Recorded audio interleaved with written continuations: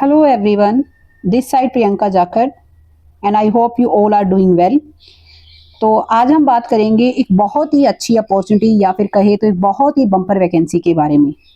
अगर आपने कर रखी है बीएड या फिर कर रखी है ईटीटी तो आप सभी कैंडिडेट के लिए एक बहुत ही गोल्डन अपॉर्चुनिटी है। बम्पर वैकेंसीज के ऊपर आज हम डिस्कस करेंगे, तो सभी कैंडिडेट एंड तक इस वीडियो को जरूर देखिएगा।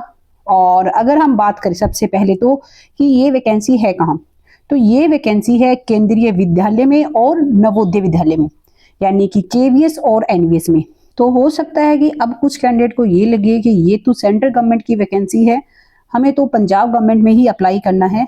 तो सभी कैंडिडेट एक बार 1 मिनट के लिए इस वीडियो को सुनिए और उसके बाद अगर आपको लगे तो you can carry on with this video, otherwise you can skip this video. तो सबसे पहले तो देखिए, ये जो वैकेंसी है ये सेंट्रल गवर्नमेंट की वैकेंसी है। और सबसे अच्छी बात इन वैकेंसीज की मैं आपको बताना चाहूंगी कि आज ये आपको अभी एडवर्टाइजमेंट देखने को मिली है और ये मान के चलिए अगले 5 to 6 मंथ के अंदर आपकी ज्वाइनिंग भी हो जाएगी, यानी कि कंप्लीट प्रोसेस आपकी कंप्लीट हो जाएगी, आप स्कूलों में ज्वाइन कर चुके होंगे। ऑन दी अदर हैंड अगर हम पंजाब गवर्नमेंट की बात करें कि अगर आपको सिर्फ पंजाब में अप्लाई करना है, तो सबसे पहली बात तो देखिए इस टाइम, बिल्कुल अगर हम इस टाइम की कंडीशन की बात करें तो नियर फ्यूचर में वैकेंसी आने के बहुत कम चांस है। और ऑन दी अदर हैंड अगर वैकेंसी देखने को भी मिलती है तो ये चीज आपको भी पता है कि एडवर्टाइजमेंट आने से लेकर फर्स्ट कैंडिडेट की ज्वाइनिंग तक, यानी कि फर्स्ट लिस्ट आने तक, फर्स्ट लिस्ट के जो कैंडिडेट है उनकी ज्वाइनिंग होने तक मिनिमम या मान के चलिए कि 2 से 3 साल का टाइम यहाँ पे लग जाता है। ऑन दी अदर हैंड यहाँ पे आपके पास एक बम्पर अपॉर्चुनिटी है कि आप अगले 6 से 7 महीनों के अंदर ही एक अच्छे टीचर के फॉर्म में कहीं ज्वाइन कर सकते हो। एक बहुत अच्छी और बम्पर अपॉर्चुनिटी है। तो जिन भी कैंडिडेट ने अपनी जो एजुकेशनल क्वालिफिकेशन कंप्लीट कर ली है, चाहे वो बीएड के कैंडिडेट हो चाहे वो ईटीटी के कैंडिडेट हो, वो सभी इस वैकेंसी में जरूर अप्लाई कीजिएगा। और दूसरा मोस्ट इंपॉर्टेंट रीजन जिसकी वजह से आपको यहाँ पे अप्लाई करना चाहिए वो है सैलरी का आपका। कि अगर आप पंजाब में एज ए, हम एग्जांपल ले लेते हैं कि एज ए मास्टर कार्डर में आप सेलेक्ट होते हो, तो जो आपकी फर्स्ट मंथ जो सैलरी होगी, ऑन दी अदर हैंड अगर आप केवीएस में या फिर एनवीएस में एज ए टीजीटी जिसे हम बोलते हैं सेंट्रल गवर्नमेंट में अगर आप अपॉइंट होते हो, तो आपकी जो सैलरी है, आपकी जो पंजाब में जो सैलरी है वो आपकी आफ्टर 10 ईयर ऑफ सर्विस भी इतनी नहीं होगी जितनी आपको केवीएस और एनवीएस में फर्स्ट मंथ से मिलनी स्टार्ट हो जाएगी। यानी कि आप पंजाब में अगर लगते हो तो आप ऑटोमेटिकली 10 साल पीछे हो सैलरी के मैटर में। तो ये कहीं ना कहीं एक बहुत बड़ा मोटिवेशन होना चाहिए आप सभी के लिए। दूसरा, एट प्रेजेंट जो आपको अपॉर्चुनिटी मिल रही है, you should carry on with that. तो चलिए फिर अब हम बात करते हैं वैकेंसीज की। तो देखिए, इसमें टीचिंग और नॉन टीचिंग दोनों तरह की वैकेंसी है, but we will discuss about the teaching vacancy, क्योंकि मोस्ट ऑफ द कैंडिडेट यहाँ पे टीचिंग वैकेंसीज का ही वेट कर रहे हैं। तो सबसे पहले हम बात करते हैं पीजीटी की, जिसे हम बोलते हैं लेक्चरर कार्डर। तो केवीएस में देखिए, ये आपके सामने कुछ सब्जेक्ट्स हैं जिनमें आपको वैकेंसीज देखने को मिल रही है। You can check out your subject, आपका जो भी सब्जेक्ट है, और उसके सामने आपकी नंबर ऑफ वैकेंसीज गिवन है। अगर हम टोटल वैकेंसीज की बात करें तो अराउंड 1500 वैकेंसी है, जो कि अच्छी खासी अपॉर्चुनिटी है आप सभी के लिए। और इसी तरीके से एनवीएस में अगर हम लेक्चरर कार्डर की वैकेंसी की बात करें तो अराउंड यहाँ पे भी 1500 वैकेंसी है, यानी कि लेक्चरर कार्डर की अकेले की ही 3000 वैकेंसी आपके सामने है।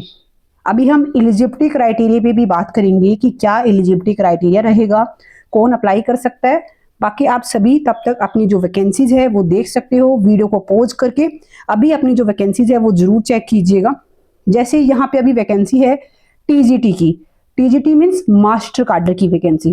तो ये आपके सब्जेक्ट है जो कि आपको मास्टर कार्डर में देखने को मिलेंगे, और इनके सामने ही आपकी कंसर्न जो कैटेगरी वाइज जो पोस्ट है वो भी गिवन है।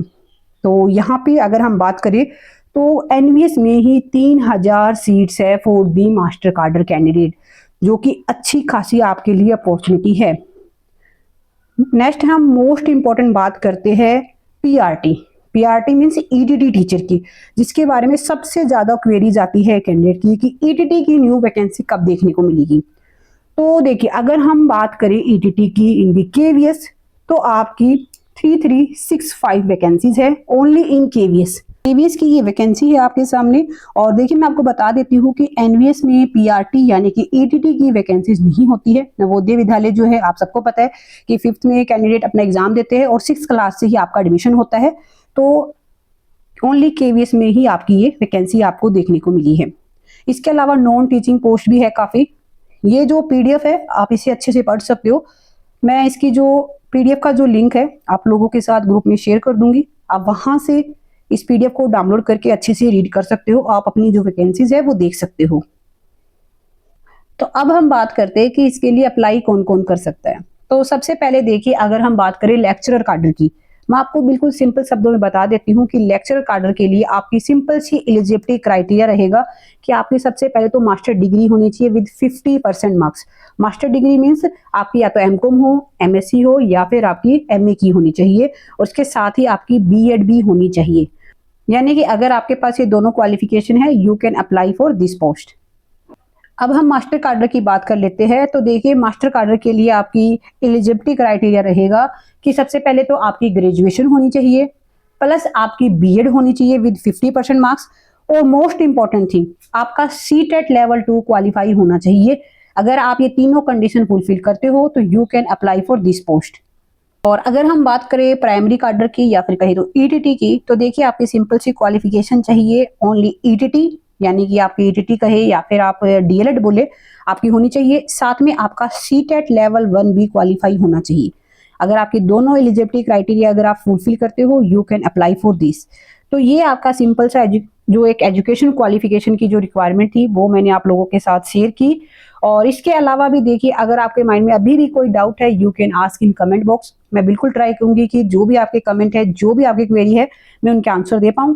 बाकी अगर आपको इसकी पीडीएफ चाहिए, as I already told you कि आपको इसकी पीडीएफ मिलेगी ग्रुप में। ग्रुप का लिंक आपको इसी वीडियो के नीचे फर्स्ट कमेंट बॉक्स में और डिस्क्रिप्शन बॉक्स में दोनों जगह ही देखने को मिलेगा। वहां पे भी आप अपने जो डाउट्स है वो पूछ सकते हो। बाकी देखिए मोस्ट इंपॉर्टेंट इस टाइम जो चेंजेस देखने को मिले हैं वो है सिलेक्शन क्राइटेरिया में या फिर कहे तो एग्जाम पैटर्न में। एक काफी अच्छा खासा चेंज देखने को मिला है इस साल एग्जाम में। तो आप किस तरीके से एग्जाम की प्रिपरेशन कर सकते हो, एग्जाम का पैटर्न क्या रहेगा, किस तरीके के क्वेश्चन देखने को मिलेंगे, टायर 1, टायर 2 और इंटरव्यू किस तरीके से 3 फेजेज में एग्जाम को डिवाइड किया गया है, इसके बारे में हम नेक्स्ट वीडियो में बहुत ही डिटेल से डिस्कस करेंगे। और मैं अपना एक्सपीरियंस भी आप लोगों के साथ शेयर करूंगी कि किस तरीके से मैंने केवीएस पीजीटी का एग्जाम क्लियर किया और इंटरव्यू में किस तरीके के क्वेश्चंस आपको देखने को मिलते हैं। तो डिटेल वीडियो के लिए चैनल को जरूर सब्सक्राइब कर लीजिए और कोई क्वेरी है तो you can comment in comment box. बाकी अगर ये वीडियो आपके लिए हेल्पफुल रही हो, इंफॉर्मेटिव रही हो, तो चैनल को सब्सक्राइब जरूर कीजिएगा। Wish you all the best. Thank you.